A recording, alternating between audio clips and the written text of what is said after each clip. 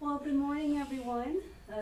I'm Kathleen Taylor with the Nevada Women's Business Center, and I'd like to welcome you to our live stream webinar for Legal Structure Part 1. So please stay tuned for Legal Structure Part 2, which will be next week. And I'm just so delighted to have our community partner here representing American Business Services, Damian. Welcome. Thank you very Thanks again much. for coming. My pleasure. Thanks for having me. We had a fantastic seminar last Saturday at the Las Vegas Urban League, and we talked about how to start a business, and we focused on legal structure.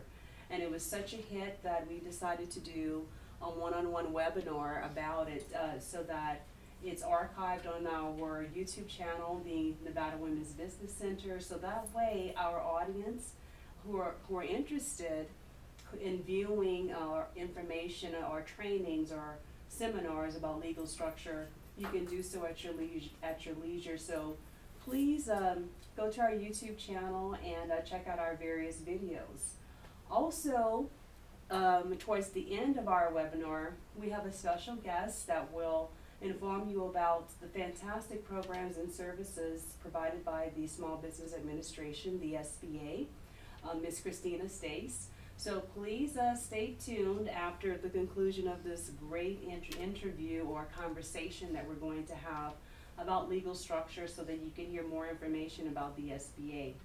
Also, we have a couple people here live in studio with us as well that are attending our webinar live stream.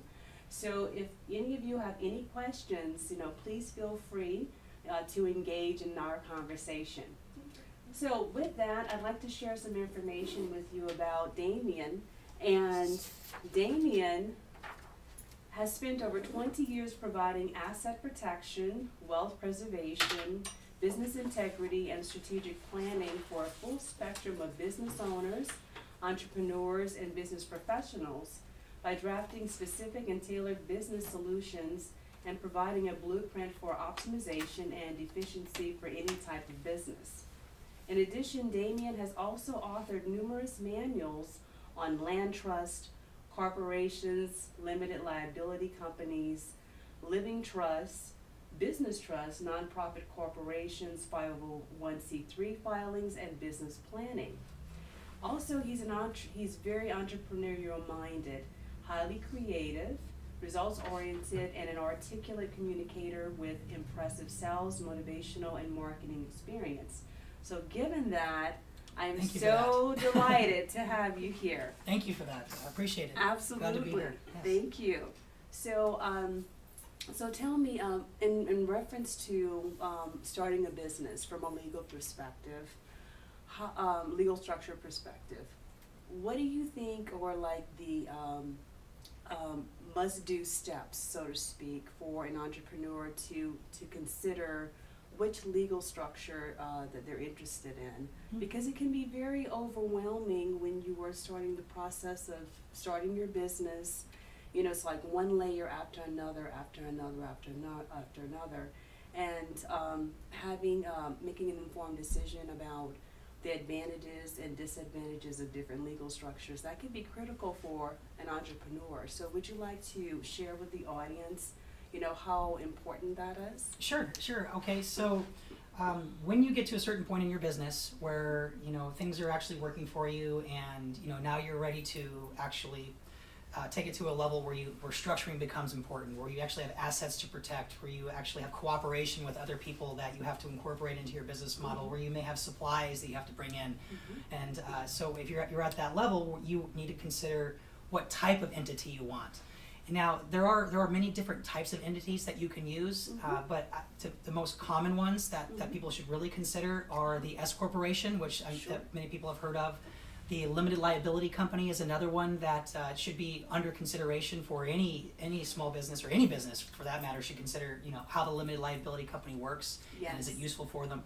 And also another one that they should consider is what's called the C corporation. Yes. And these three are very, very different from each other. You have the S corporation, mm-hmm. which is a very useful tool for having shares of stock. that you can basically give out to people who want to invest in your company. So that's Right. really beneficial. But with with an S corporation, there's a different taxing mechanism that's built into an S corporation as opposed to what's called a C corporation. And the reason why there are even a difference between an S and a C is only because of the legal framework in which those entities can operate under based on the Internal Revenue Code. Right. So if anybody actually wanted to learn more detail about the S and between the S and the C, they can go to irs.gov. It's like the best resource out there. I know people kind of maybe get scared thinking of the IRS, but really it's really there to just say, hey, here are the rules to the game that we all have to follow. And so that's a great place to start because you know you're never going to get in trouble if you're following the irs.gov guidelines. So I throw that out there. But with the S corporation, it's actually what people may not necessarily realize is kind of like I don't know why people don't understand this concept too much, but it's more of a partnership on an S corporation. So interesting. So people kind of get involved with S corporations thinking that hey, it's just me and I'm gonna do this, or I'm a husband and wife, and they get into that, and it's kind of to me you should have 2 or more people who file separate tax returns, right? If you're a husband and wife and you file a joint tax return, you are technically disregarded for tax purposes. So that's not something that means you can't take full advantage of your entity. So I would only use S corporations if there are 2 or more people in an entity, and then you have in your small business, and and you want to separate your liability from your partners. Not saying you don't trust your partner. It could be a family member too, but the law is there for you for a reason, and you can go into business with family when you have the law on your side. I agree. And by the way, I encourage anybody to go into business with their family if they have trust between that, if there's integrity with your family, and you both understand that you are going to use the law between you in the event something happens, so you don't lose your friendship, your family, the love between you, and just use the law and keep the emotions out of it. That's why it's there. And an S corporation will give that for you, just like the other entities as well. And so that's just a quick overview on the S. Very good. Sure. Now with that, the live in studio audience, do you have any questions or comments? No. Well, basically we're sisters, so perfect. Good. Okay, so you could qualify as an S because you're sisters and you filed separately. And so just think of that. That's the best rule of thumb that I like to do is when somebody comes to my office and they say, hey, I'm a husband and wife, and okay, cool. How do you file your taxes? They tell me, or for sisters, how do you file your taxes? We file separately. You guys qualify. You guys are cool. You get the full advantage of the S corporation if that's an avenue you want to take. Also, with an S corporation, you're only allowed to have one kind of share of stock. There's a C corporation which allows you to have many, other different kinds, and that also helps protect you and help protect investors if you brought them on for, say, you wanted to start up a retail business selling clothes. Right. And you have to get supplies, and you have to have all these different avenues to bring in, and different responsibilities will have to be given to the individuals in that entity to decide who's going to do what as well. So to make sure that everyone has a clear understanding of what their role and what their function is within that legal structure. Right.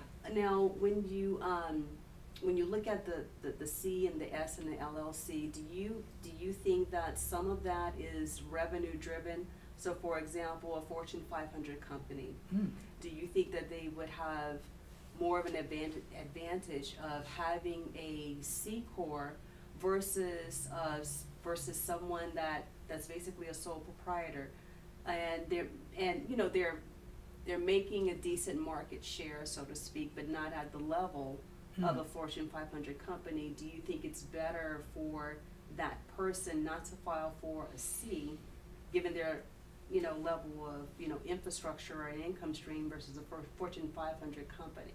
Man, that's a fantastic question, actually. Okay, so one thing that I'm just going to piece this apart because there's a lot of components to this when it comes to legal structures, and you really touched on a lot of important issues. So one of the things that needs to be considered off the bat is you will not find a Fortune 500 company that is not a C corporation. So that's something to be said for that. Okay. There's no S corporations as a Fortune 500 company. There's no LLCs as a Fortune 500 company. You'll also find that Fortune 500 companies only use C corporations to hold their assets and their patents and things. They don't use partnerships. An S corporation is a partnership. An LLC is also a partnership. A C corporation is a standalone entity separate from the owners of the entities. So, and how that works is you have an LLC and an S corporation, which is what's called a pass-through entity, Right. which means that the profits that you're describing, and you know how do you as a small business when you're making money, you know how do you capitalize on that? How do you grow your business to save your taxes? Basically, I think that's what I'm hearing from you, and Yes. this is important. That this is how you grow your business. Is you need to keep every penny. Every penny does matter. It does. So when you have an S corp as a pass through, what that means is all of the debts, all the assets, all the losses, all the profits that gets transferred over to the shareholder's personal tax return. Right. Okay, or if it's an LLC, it gets transferred through K1. It gets transferred over to the managers or members' personal tax return. Yes. The emphasis on personal tax return. Correct. So in other words, at those two entities, the S and the LLC, file just an information form, really, and then the individuals are responsible for declaring their profits or losses at that point on their personal. Okay. But a corporation, which is why all Fortune 500 companies are corporation, basically you've created your own structure, your own entity. You basically took your shadow and you said, okay, shadow, you have to file a tax return now. Here's what I want you to do for me. And now you can only provide action. In other words, every time I move, you move. But every time I think, I have to write that down and put that on paper because it has no brain for itself. I understand. So it can have action, it can have movement, it can have influence, it can have all these things in the world around it on the C corporation side, but it can't think for itself, and that's why the C corporation is a real big benefit, because you can have people, you can have as many people as you want. You can actually have a one-person corporation, and that you could be, you're a legal entity. Right. As opposed to an LLC and an S corp, you have to have two or more. So that there's also benefits there. Now, why the tax structure, also to kind of make a long story short here, but there's two more points I'd like to make. Yes, why please. The tax structure works so well for C corporations and big businesses like the Fortune 500 companies you're talking about is because they actually have their own court system out of Delaware. Now, Delaware is the first state in America, so everything comes out of Delaware for that reason. There's the very first state. So that's the precedence, if that makes sense legally. And this is why Delaware has their own court system. Now, that court system is responsible for maintaining anything publicly traded. And there's so many rules and regulations that are involved with that, is the reason why those big businesses are afforded that. Now, people may think, well, they have unfair advantage, but you have to remember the reason why you incorporate, the reason why you set up legal structure is because you want to participate in that particular system, and you want in that particular system in order to entice you to come into it, to say, hey, come work with us. It gives you privileges. Right. And these privileges everybody can take advantage of. And I encourage everybody to take advantage of this.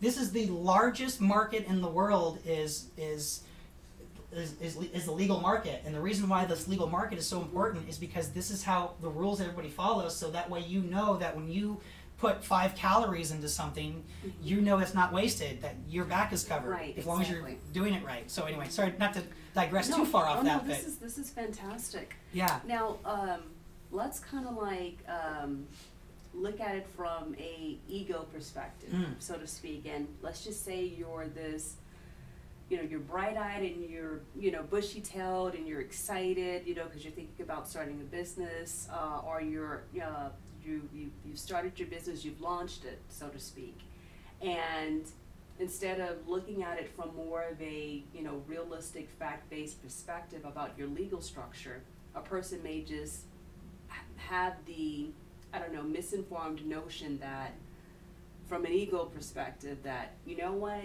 I'm not going to do an LLC. I'm going to do a corporation because corporation has this mystique about it, so to speak, or more leverage psychologically, Yes. so to speak. So even on paper, if you see paintings or Roses or Us Inc. versus Roses or Us LLC, it's kind of interesting how it plays upon the perception. Yes. Psychological perception. It's really interesting. So from that dynamic, how would you advise someone to kind of look at it as the fact of the legal structure and not the fantasy you want to live in? Another fantastic question. Okay, the answer to that, in my opinion, has to do with how you are organized as an entity itself.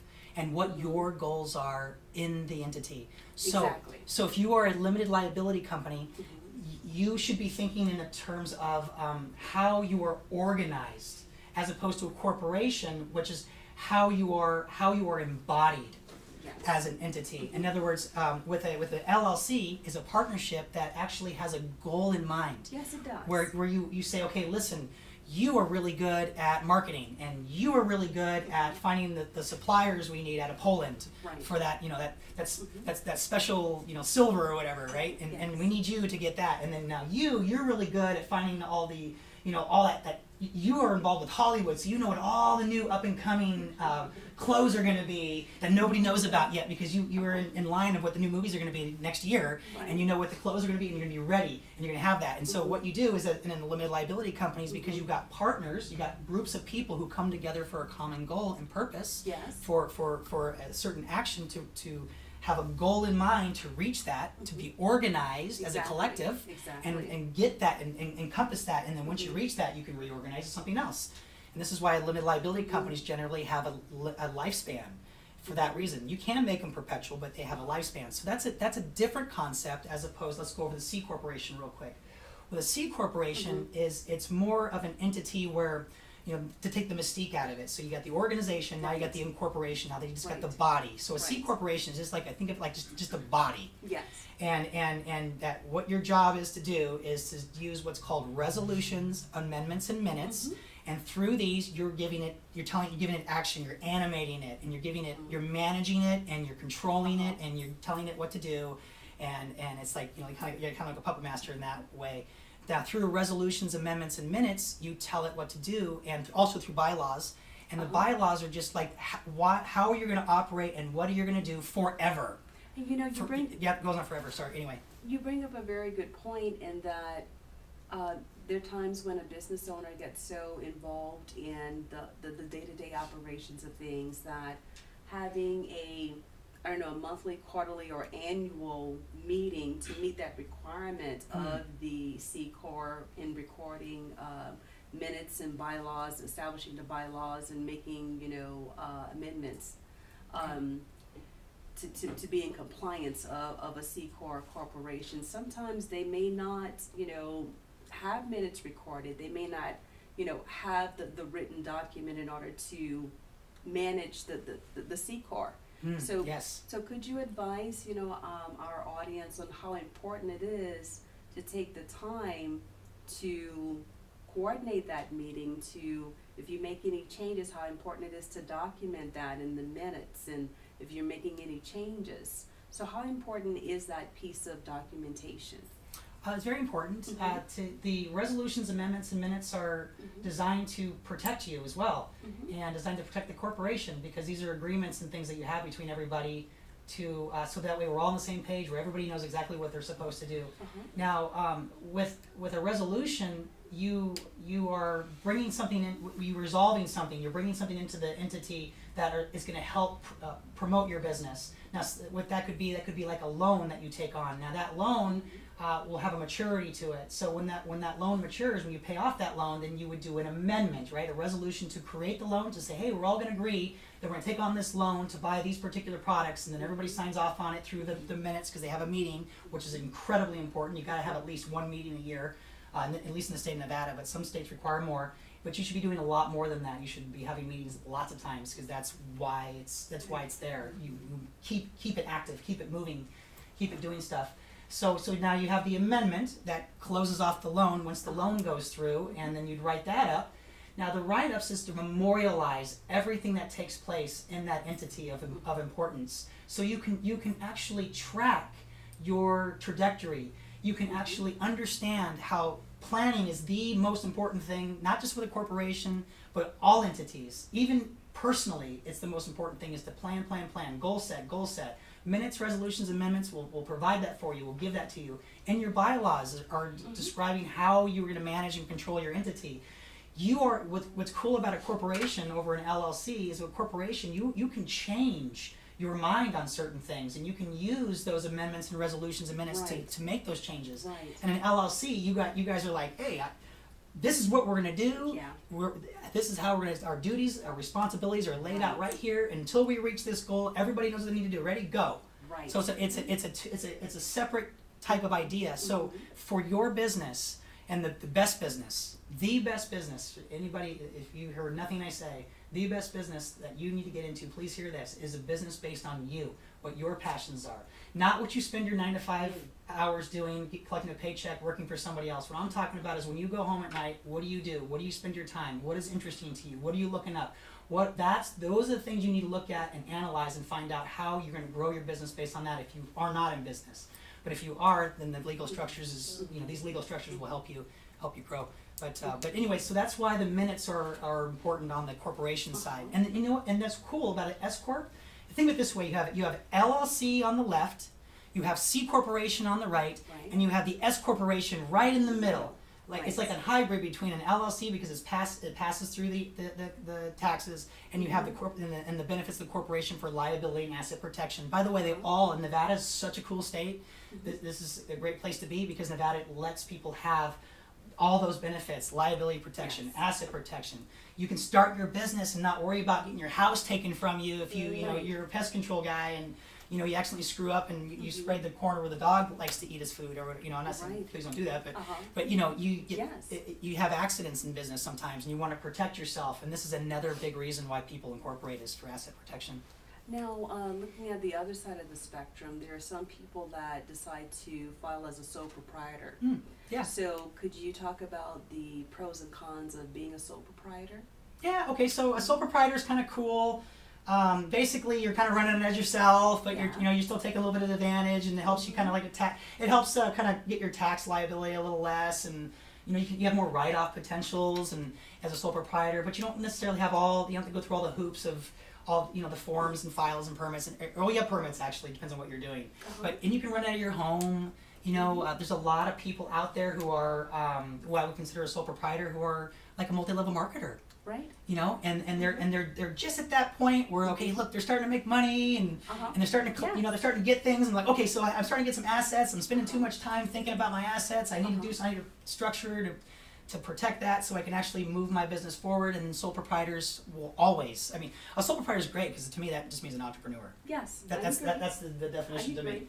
And I love talking to people like that because they're always ready to go, So they always want to know more, and then I would love to talk to them and say, okay, how are you running your business now? Right. And that's a big thing too that people need to understand, that we are talking in a lot of generalities here, because what's so cool is I've been doing this a long time, and for many years, at least 20 years, and I can tell you that I have very rarely come across two people who are setting up a business that are similar to each other. Everybody's business is completely different. It's amazing. Yes, it is. There's so many things there's so many challenges in the world that we can do.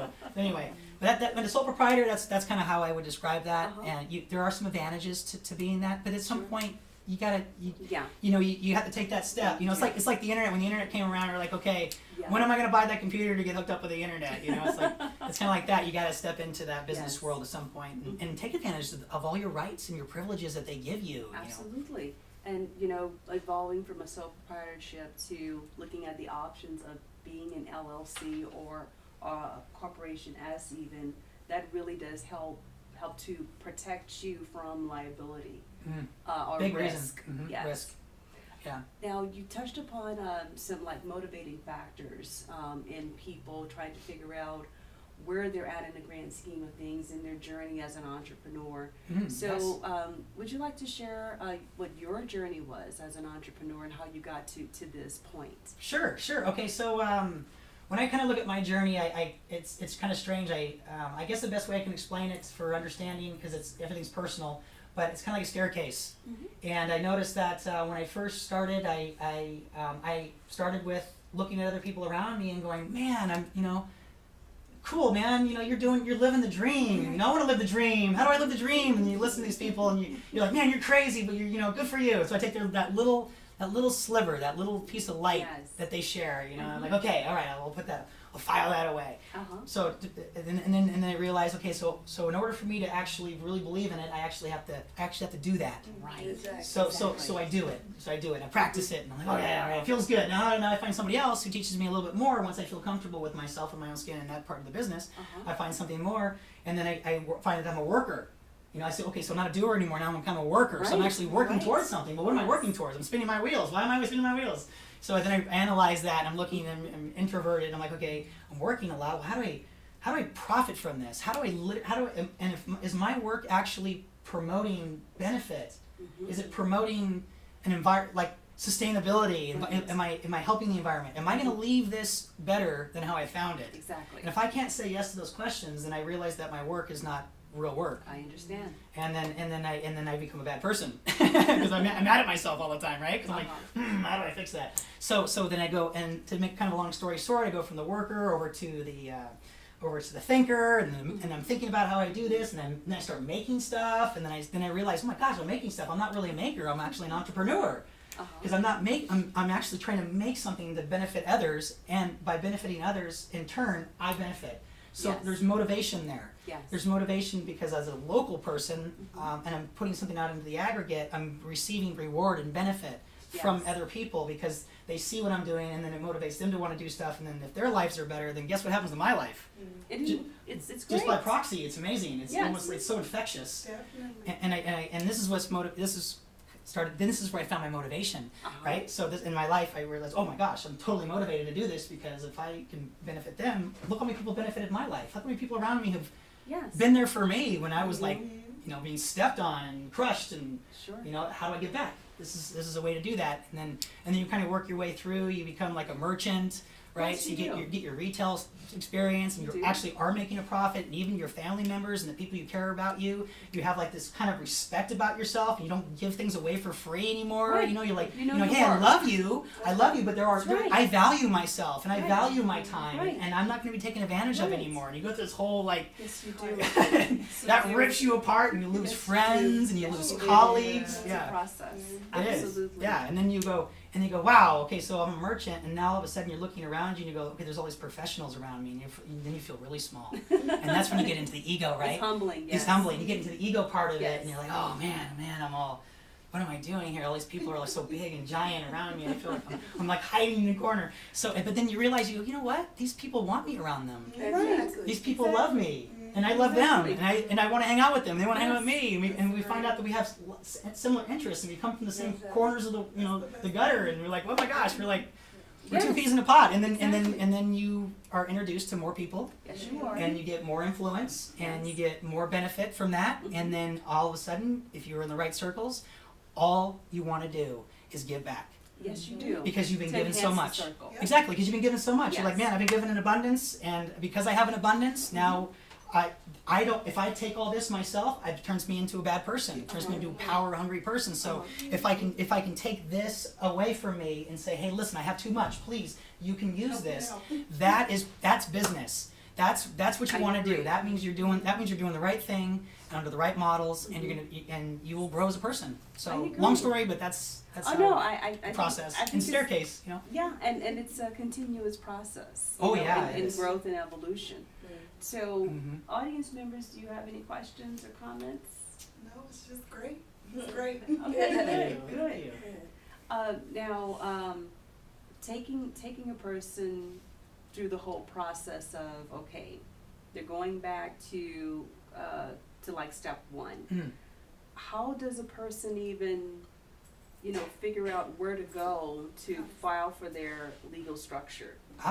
Yeah. Like basic, like, do they Google or do they go online? Is there an actual physical, place that they can go? I'm just kind of putting myself in, in someone's shoes that's like, brand new to this. Sure. Okay, so if you're in a position where you're actually looking to incorporate your business, you're like, Uh-huh. I'm ready, I need to incorporate my business. Uh-huh. That's you come to a guy like me. Absolutely. Somebody like I would walk you through it, and I Uh-huh. would tell you, okay, you know, what is your business? We would go over to a full diagnostic basically on what your goals are as Very well, good. because that plays an important role in what kind of structure you have. Yes, it Not does. just the partners you have around you, but the actual goals in which you want to reach and how soon do you want to reach those. And if you come to me and you don't have any goals, then I'm not going to incorporate you.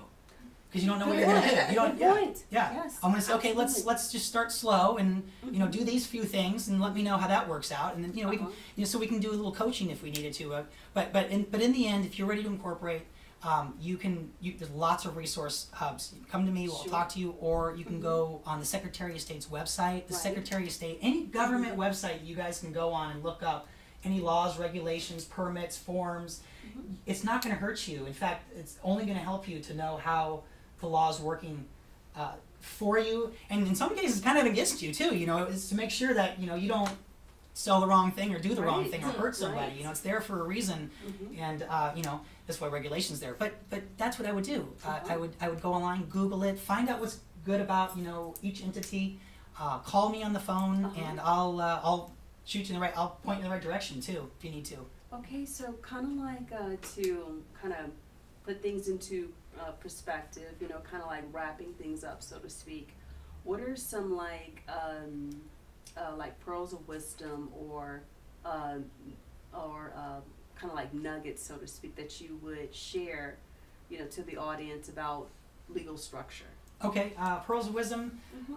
Yes, the best entity for you is one based on your joy and your purpose. And what do I mean by that? Is I mean all you simply just have to be satisfied in the work that you do. If you find satisfaction, you can grow anything like a garden. So that's one of the most important tenets. Sure. The second thing is that if you have a lot of assets to protect, if you have cooperation among other people of like mind that you want to work with, if you have a large project you want to put together, these all play a crucial role in the type of entity you have. And you know, when you have many people involved, you want to make sure you make the right choices. So it's very, very important that you look deep in what is most beneficial for you. So Sure. you know, the different entity types are there to help you make that decision. So like I said, 2 of them are partnerships. One of them you can be just yourself.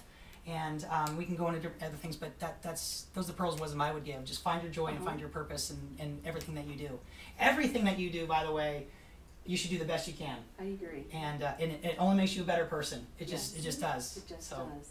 And also giving back as well. I'm a big fan of Gary Vee, the Thank You Economy. Yeah. You know, just plugging Gary Vee. Pardon me. It's a great resource. It's a great read. If you like more information about what that entails and basically what you've described and you know giving back and you know circulating you know the just basically the basic fundamentals of helping a person, you know, without really no agenda in return. Yeah. You know, it's very rewarding. It will come back to you. So if you want to kind of like read something that's along those lines, I would suggest Gary V's Pay Your Check, the Thank You Economy. It's a great book. Also, please, could you please share with the audience your contact information so that they can contact you as well Happy to continue a conversation with you or a consultation? Sure. My name is Damian Barton, and my business is American Business Services, LLC. And you're welcome to contact me over the website if you like at www.ambizservices.com. That's AMBIZ services.com. And Kathleen, thank you again for having me. I really appreciate it. This was wonderful. You're just like a ball of great energy. I love it. So Yeah. thank you Thank so you. much. Appreciate I it. Yeah. appreciate that. All Thank you. And now, thank you so much, audience members as well, and those of you that are online too, tuning in.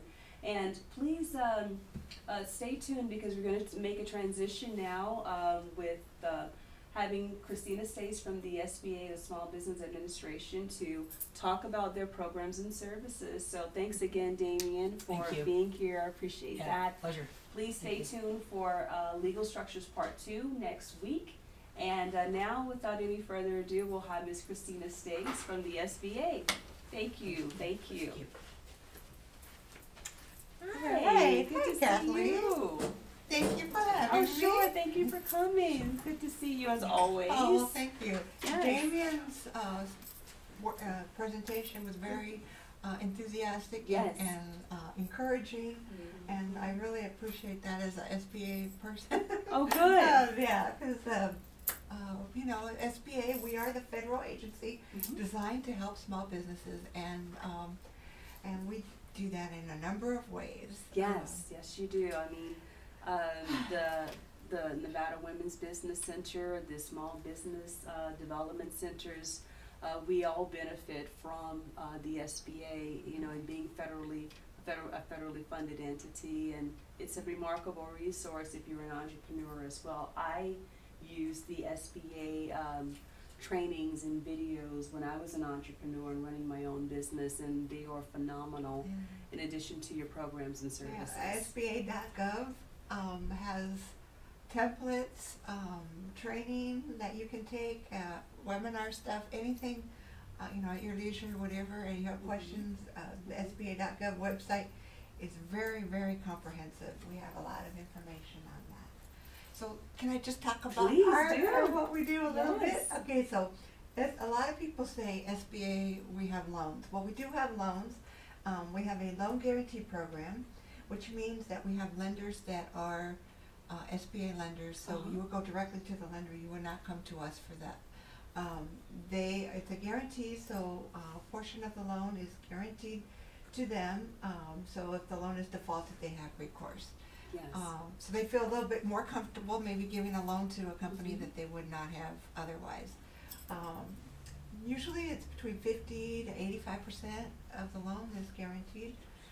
If you have questions about what lenders, go to sba.gov/NV, and there's a list of all our lenders. There's also something on the webpage called Link, L-I-N-C, which is kind of sort of set up like a matchmaking. So you would put information in about your company, and SBA lenders can look at that, and if they're interested, they can contact you.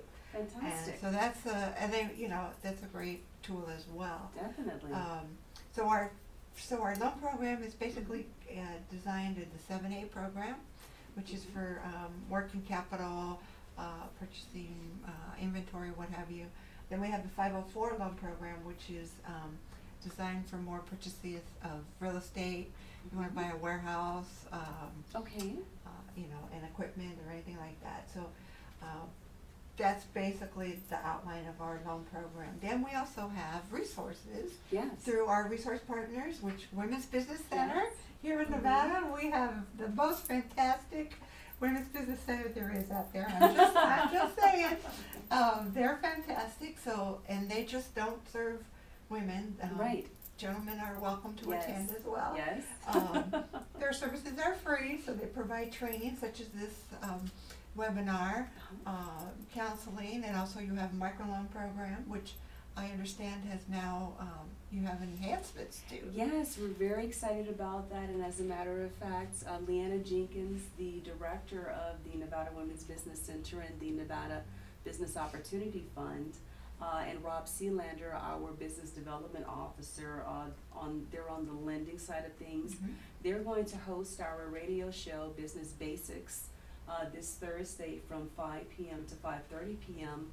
on 1060 AM KKVV radio station, and it's going to be live streamed as well in studio. And they're going to talk about our new and enhanced microloan program. So we're very excited about that. That is great. That's Yes. great news. Yeah. So in addition to the Women's Business Center, we have the Small Business Development Center, which also provides training and counseling to entrepreneurs. They can help you with the SBA loan package. Yes. They can help with business plan, as all our resource partners can help you with the business plan, and so they're another great resource for you. And then SCORE, Yes. the Service Corps of Retired Executives, are amazing. They are. In Nevada, we are very, very fortunate. They're Yes. another great group of volunteers. I know, volunteer based. Volunteers, entrepreneurs that have been in business, run business, and are willing to help Yes. people start, you know, who are starting out. and businesses that are already established and what have you.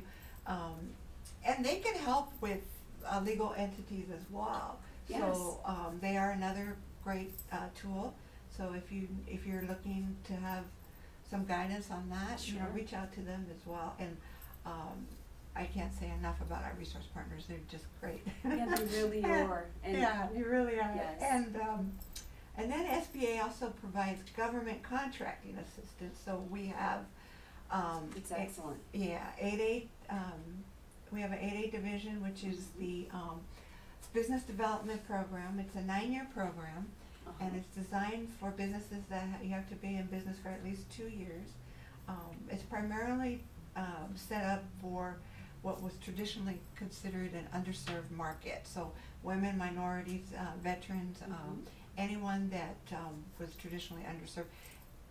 You have to apply for the program, and it's not an automatic. Right. So Washington D.C. would be the call on that. And if you get approved, then of course you're just assigned to Nevada, and you have a business development specialist to assist you looking for this government contract. Yes, and that's huge, especially if you have a product or service. Yeah. And it's not just federal, it would be state and Yes. county and local governments as well. Yes. U.S. government is the biggest purchaser of Yes. goods and services in the entire world. Yes. So, you know, anyone that doesn't look into at least I agree. government contracting is not making a wise decision. Yeah. It's a huge market. Yeah, it's and huge. Doing business with government entities. And we're here to help. So, and then we also have government contracting folks that, on the other side, go out as, they're kind of like the watchdog. SBA is kind of given that watchdog responsibility to make sure that those bigger agencies are following the rules and regulations in providing those smaller small businesses the opportunity to bid on that contract.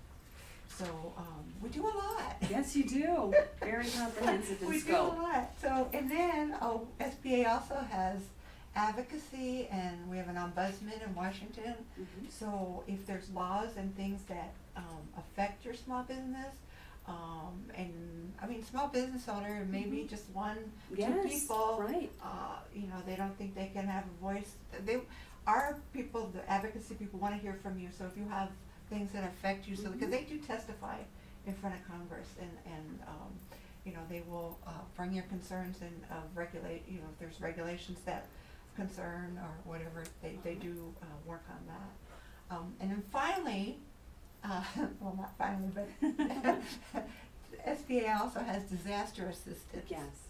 Now, disaster assistance is something we do direct lending on. So if there's a disaster declared, SBA does go out with FEMA. FEMA doesn't give loans. SBA is the only federal agency that does that. So, and it's not just for small businesses. It would be anyone that's affected by a disaster. So, Right. a homeowner, renter, what have you. You know, SBA can, and basically what it is kind of like maybe consider it a gap insurance. So maybe you're underinsured in a property or whatever. SBA can kind of assist you with that. So that in a nutshell is what we do. We are available to you, so if you go to sba.gov/NV, our contact information is there.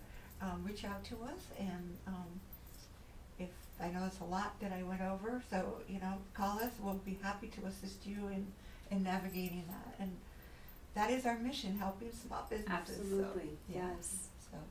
And you know, without the support of the SBA, you know, our agency or our resource partners, you know, we couldn't flourish and provide services to enhance entrepreneur development. So Well, it's a hand-in-hand thing. It's Yeah. a win-win. Yes, Because it's a we win-win. couldn't do all the outreach that you guys provide by ourselves because we are small. we have small but effective. Yeah. Yes. Well, thank you. Yes, thank Appreciate you. that. Thank you for giving me the time. Oh, absolutely, anytime, Thank you. definitely. So this is the conclusion of our webinar. Thank you so much for tuning in. Thank you for participating, members of the in-studio audience. And if you have any questions about legal structures, then please give Damian a call at American business services. And please stay tuned for additional webinars provided by the Nevada Women's Business Center. I'm Kathleen Taylor, and thank you for tuning in. Until next time, bye. Yay! Awesome. All right.